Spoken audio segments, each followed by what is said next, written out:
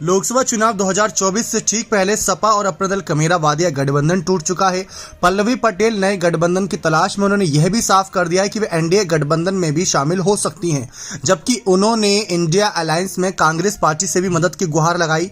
लेकिन बसपा के साथ गठबंधन पर कोई भी बात पल्लवी पटेल या उनके नेताओं ने नहीं की, जबकि मीडिया में ऐसी खबरें हैं कि पल्लवी पटेल मायावती की बसपा के साथ भी गठबंधन में जा सकती हैं, जबकि मायावती ने साफ कह रखा है कि वह अकेले चुनाव लड़ेंगी। तो आखिर ये कयास या अफवाह कहां से सामने आई कि पल्लवी पटेल बसपा के साथ गठबंधन कर सकती हैं? तो आइए समझने की कोशिश करते हैं पूरा मामला।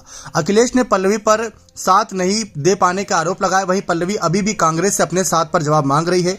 पल्लवी पटेल ने कहा कि कांग्रेस तय करे कि अपना दल कमेरावादी इंडिया गठबंधन में है या नहीं। एनडीए से ऑफर आया तो सोचेंगे, हमें राजनीति करनी। अखिलेश साफ कर चुकी कि अपने दल के साथ उनका गठबंधन 2022 के लिए था, 2024 की लड़ाई अलग है।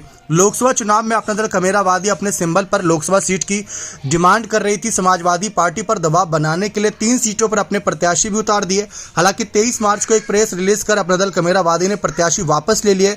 इसके बाद ही अटकलें लगने लगी कि बसपा के साथ उनकी बातचीत चल रही है। इसी वजह से जिन 3 सीटों को लेकर उन्होंने बात छेड़ी थी, उन 3 सीटों पर अभी तक बसपा ने भी अपने कैंडिडेट का अनाउंसमेंट नहीं किया। तो यहां से सारी बात निकलकर सामने आई। यहां तक कि पल्लवी पटेल ने भी यह साफ कर रखा है कि अगर एनडीए से ऑफर आता है तो सोच विचार किया जाएगा। चर्चा है कि मझधार में फंसी पल्लवी की नैया मायावती पार लगा सकती हैं।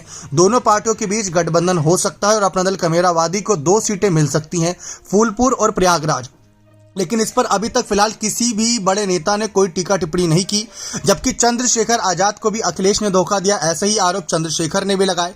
तो एक तरफ पल्लवी पटेल, दूसरी तरफ चंद्रशेखर आजाद, ऐसे दोनों नेता रहे।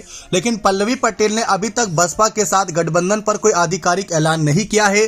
तो ये जो चर्चाएं हैं, ये जो माहौल है, इसको लेकर जो सारी तब्दीलियां हैं, ये बिगड़ने का बात सामने नजर आ सकती है। लेकिन जिस तरीके से कयास लग रहे हैं कि अगर पल्लवी मायावती के साथ जाती हैं तो काफी ज्यादा बड़ी संख्या में सियासी समीकरण बदलते नजर आएंगे। ना सिर्फ उससे सपा को, बल्कि जिन सीटों पर पल्लवी पटेल मायावती के सहारे आगे बढ़ेंगी, वहां भाजपा को ही नुकसान होना होगा। क्योंकि देखा जाए तो उत्तर प्रदेश में 3 ही सीटों पर इस वक्त सपा नजर आ रही है, बाकी सीटों पर भाजपा और बाकी पार्टियों का दबदबा है। लेकिन ऐसे में अगर बसपा भी उनका साथ देती है, जो कि एक राष्ट्रीय पार्टी है, बहुजन समाज पार्टी, तो पल्लवी पटेल के लिए और फायदेमंद साबित हो सकता है। बने रहे चैनल के साथ। बहुत बहुत धन्यवाद।